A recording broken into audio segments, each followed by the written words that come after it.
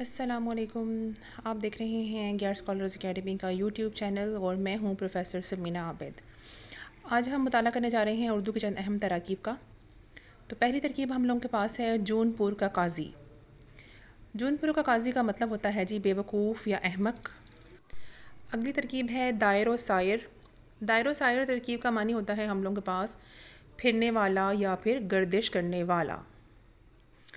اگلی ترکیب جو آپ کی اسکرین پر شو ہو رہی ہے وہ ہے مہندس. مہندس کا جو مفہوم ہے وہ ہم لوگوں کے پاس ہوتا ہے جی جیومیٹری دان، علم اقلیدس کا ماہر یا پھر ماہر فلکیات بھی کہہ سکتے ہیں، ماہر نجوم، ہندسہ دان. اور اگر ہم انگلش میں اس کا میننگ دیکھیں تو یہ ہم لوگوں کے پاس انجینئر یا میتھمیٹیشین بنتا ہے. تو اس سلسلے میں ایک شعر پیش کرتی چلوں. کر لیجئے شمار اس کا محاسب نے یہ چاہا، کر لیجئے شمار اس کا محاسب نے یہ چاہا، جو کچھ تھا مہندس کا طریقہ وہ نباہا. جی تو اگلی ترکیب ہم لوگ کے پاس ہے اہل بینش. اہل بینش کا جو لغوی معنی ہے وہ بنتا ہے جی اصحاب بصیرت، اہل نظر، عقل مند آدمی، دانا آدمی. تو اس سلسلے میں بھی ایک شعر مرزا غالب کا بہت ہی خوبصورت جو اس وقت میرے ذہن میں آ رہا ہے وہ یہ ہے کہ اہل بینش کو ہے طوفان حوادث مکتب، اہل بینش کو ہے طوفان حوادث مکتب، لطمہ موج کمر سیلیے استاد نہیں. جی اگلی ترکیب ہے کسب کمال. کسب کمال.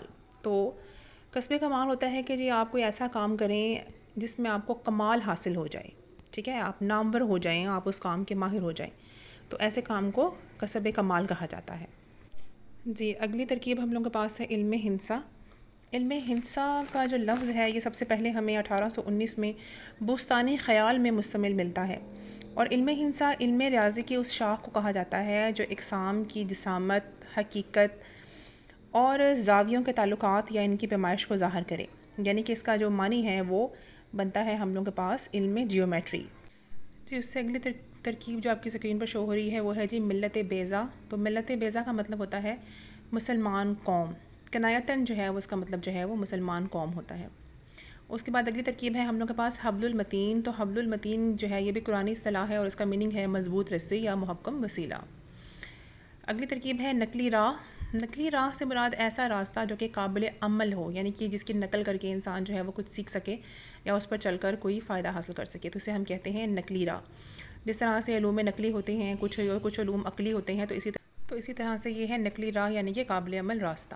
اس کے بعد اگلی ترکیب ہے ہم لوگوں کے پاس فروعی مسائل. تو فروعی مسائل سے مراد ہم لوگوں کے پاس ہوتی ہے ثانوی مسائل یا ایسے مسائل جو فروعی کا جو لفظ ہے یہ معنی ہوتا ہے غیر اہم یا غیر ضروری کے لیے. تو فروعی مسائل سے مراد ایسے مسائل بھی ہوں گے جو کہ غیر اہم یا غیر ضروری ہوں، تو ایسے مسائل کو ثانوی مسائل کہا جاتا ہے.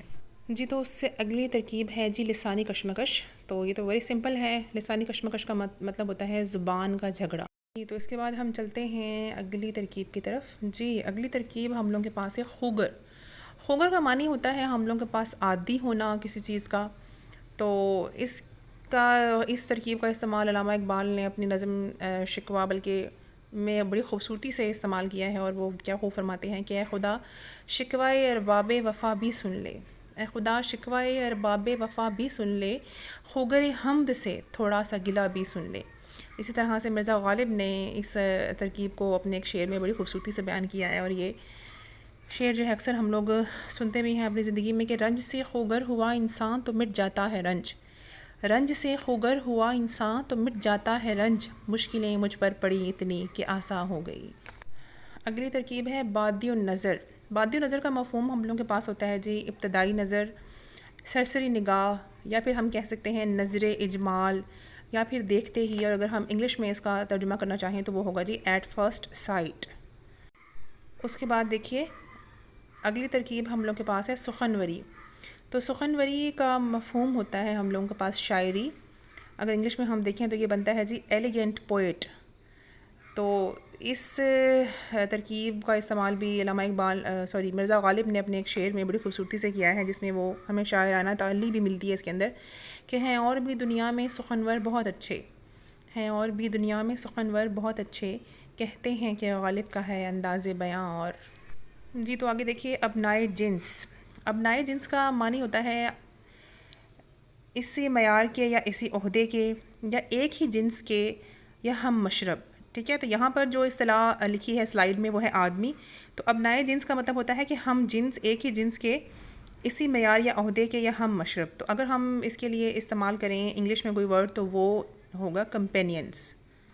جی آگے دیکھیے، اگلی ترکیب ہے جی فکر انگیز، جس کا معنی ہم لوگوں کے پاس ہے غور و فکر پر مائل کرنے والا یا پھر قابل غور.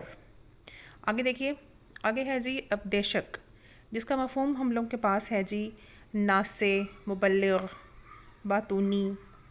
اور یہ لفظ جو ہے یہ ہمیں 1924 میں بانگ درا میں مشتمل ملتا ہے پہلی مرتبہ. اور اس کا معنی ہم واعظ، مشیر یا معلم کے طور پر بھی کر سکتے ہیں. اور اگر انگلش میں ہم دیکھیں تو اس کا معنی بنتا ہے انسٹرکٹر یا پھر ایڈوائزر. جی آگے دیکھیے، آگے ہے جی توانگری، جس کا مفہوم ہم لوگوں کے پاس ہوتا ہے مالداری، دولت مندی یا زور آوری بھی ہم کہہ سکتے ہیں. اگلی ترکیب ہم لوگوں کے پاس ہے فلاحت، اور فلاحت کا مفہوم ہم لوگوں کے پاس ہوتا ہے کھیتی باڑی یا زراعت. اور اگر ہم انگلش میں اس کا دیکھنا چاہیں میننگ تو وہ بنتا ہے جی کلٹیویشن. نیکسٹ ہم لوگوں کے پاس ہے جزو لانفک. جزو لانفک سے مراد ایک ایسا حصہ ہوتا ہے کسی بھی چیز کا جو کہ اس سے الگ نہ کیا جا سکے، یعنی کہ ناقابل تقسیم حصہ. تو اس سلسلے میں ایک شعر ملاحظہ کیجئے: جزو لانفک ہوئی جذب محبت کی کشش، جزو لانفک ہوئی جذب محبت کی کشش، جپے کا دل ہمارا تیر مژگاں میں رہا. آگے دیکھیے، دستکش. دستکش کا میننگ ہوتا ہے ترک کر دینے والا، دستبردار ہو جانے والا، پہلو تہی کرنے والا یا پھر علیحدہ ہو جانے والا. اگلی ترکیب آپ کی اسکرین پر شو ہو رہی ہے، وہ ہے جی مرگ مفاجات. مرگ مفاجات کا مطلب ہوتا ہے، یہ کافی اہم ترکیب ہے امتحانی نقطہ نظر سے، اور اس کا میننگ ہوتا ہے ہم لوگوں کے پاس قضائے ناگہانی یا پھر ایسی موت جو کہ اچانک سے آ جائے. تو اس سلسلے میں دیکھیں محاورہ بھی ایک ہے ہم لوگوں کے پاس کہ حکم حاکم مرگ مفاجات. جی آگے دیکھیے، اگلی ترکیب ہم لوگوں کے پاس ہے جی اعطائے خفی. تو اس سے مراد دو مصروں میں قافیوں کی ایسی تکرار ہوتی ہے جو کہ غیر واضح ہو، جیسے کہ دانا اور گویا. ان دو الفاظ میں اس کا جو قافیہ ہے وہ الف ہے اینڈ میں، لیکن یہ اتنا واضح نہیں ہے. تو ایسی تکرار دو لفظوں کے میں قافیوں کی جو کہ واضح نہ ہو وہ اعطائے خفی کہلاتی ہے. اگلی ترکیب ہم لوگوں کے پاس ہے بطیب خاطر، جس کا مفہوم ہم لوگوں کے پاس ہے جی خوشی کے ساتھ، رضا سے یا پھر رغبت سے. اس سے اگلی ترکیب جو اسکرین پہ شو ہو رہی ہے وہ ہے جی بادہ پیمائی. تو بادہ پیمائی کا جو لفظ ہے وہ ہمیں 1798 میں پہل یعنی کہ تاریخ ہندوستان میں سب سے پہلے یہ لفظ ہمیں مستعمل نظر آتا ہے، اور جس کا معنی ہم لوگ کے پاس ہوتا ہے جنگل میں یا ویرانے میں پھرنا. اس کے بعد آگے دیکھیے خجستہ گام. خجستہ گام کی یہ ترکیب جو ہے وہ مبارک قدم کے معنوں میں استعمال ہوتی ہے، یعنی خجستہ گام مطلب مبارک قدم. آگے ہم لوگ کے پاس ترکیب آگئی ہے جی اعطائے جلی.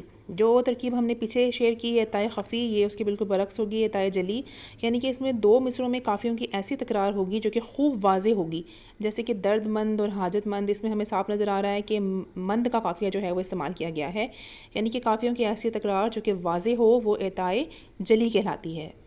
جی تو یہ ہماری آج کی ویڈیو کی آخری ترکیب تھی. اس کے ساتھ ہی ہماری ویڈیو اپنے اختتام کو پہنچی. اگر آپ کو ہماری ویڈیو پسند آئی ہے تو ہمارے چینل کو سبسکرائب اور لائک ضرور کر دیجیے گا، اور بیل کے آئیکن کو پریس کر دیجیے گا تاکہ ہماری آنے والی تمام نئی ویڈیوز بر وقت آپ لوگوں کو ملتی رہیں. ہمارے ویڈیو کو دیکھنے کا بہت بہت شکریہ. اللہ حافظ.